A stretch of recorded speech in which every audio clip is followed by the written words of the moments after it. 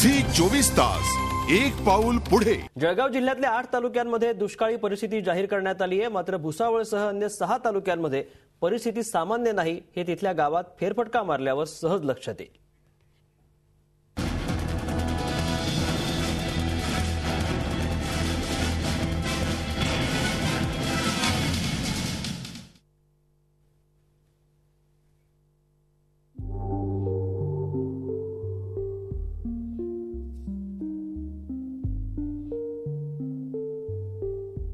भुसावळ तालुक्यातल्या कुर्हे पानाचे या गावातल्या महादेवमाळ वस्तीतलं हे दृश्य।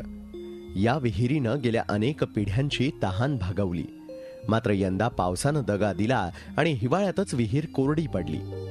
पाणी इतकं तळाला गेलंय की एक हंडा भरण्यासाठी 25 वेळा पाणी उपसावं लागतंय। एक हंडा भरायला आता एवढ्याच जर बाजली तरी आम्हाला 2-3 तास लागले। त्यामुळे मग एक हंडा पाण्यात आंघोळ आणि आंघोळीचं पाणी जमा करून कपडे धुवावे लागतायत।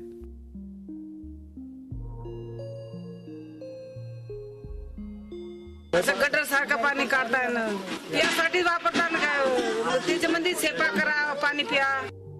जिथं माणसांचीच ही अवस्था तिथे गुराढोरांचे हाल कोण विचारतंय? हे आहेत भुसावळ तालुक्यातल्या गोजोरे गावचे शेतकरी पंढरी वारके। वडिलोपार्जित शेती करण्यासाठी त्यांच्याकडे बैलजोडी आहे। मात्र यंदा चाऱ्याला सोन्याचा भाव आल्यानं त्यांच्या पुढे पेच निर्माण झालाय। पेंढी मागे 25 रुपये मोजून त्यांनी चारा आणला खरा, पण तो 2 महिने पुरेल इतकाच आहे। सगळा उन्हाळा कसा सरणार हा प्रश्न त्यांच्या पुढे आहे। शेवटी कुटुंबातलेच सदस्य असलेली ही बैलजोडी विकण्याशिवाय त्यांच्या पुढे पर्याय नसेल। त्याच्यानंतर आम्हाला पुढच्या चाऱ्याची अजून शोधायचं आहे। त्यासाठी शासनाने आमच्याकडे लक्ष द्यावे। या टायमाला बहुतेक लोक चाऱ्याच्या अभावी गुरंढोरं विकून राहिलेले आहे। गावातल्या 4-5 शेतकऱ्यांनी चाऱ्याच्या टंचाईनं आपले बैल विकलेही आहेत। यंदाचा दुष्काळ एवढा भीषण आहे। गोजोरे सारख्या गावामध्ये पंढरी वारके या शेतकऱ्याच्या गावामध्ये जवळपास 5 शेतकऱ्यांनी आपल्या बैलजोड्या विकून टाकल्या। महाराष्ट्रातल्या अनेक गावांमध्ये अशीच आज परिस्थिती आहे।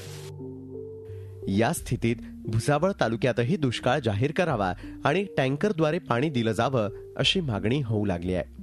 साहेबाकडे गेले आम्ही, काल तहसीलदार साहेबाला सुद्धा बोलवलं तरी अजिबात फरक पडलेला नाही या लोकांना। भुसावळ तालुक्यामध्ये अत्यंत दुष्काळ असूनही शासनाने या दलबद्धी सरकारने अद्यापपर्यंत दुष्काळ जाहीर केलेला नाही। आमची सर्व ग्रामस्थांतर्फे शिवसेनेतर्फे सर्वांतर्फे अशी मागणी आहे की भुसावळ तालुका हा दुष्काळ जाहीर करावा।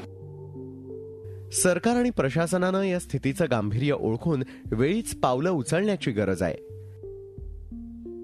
झी 24 ताससाठी विकास भदाणे, जळगाव। झी 24 तास एक पाऊल पुढे।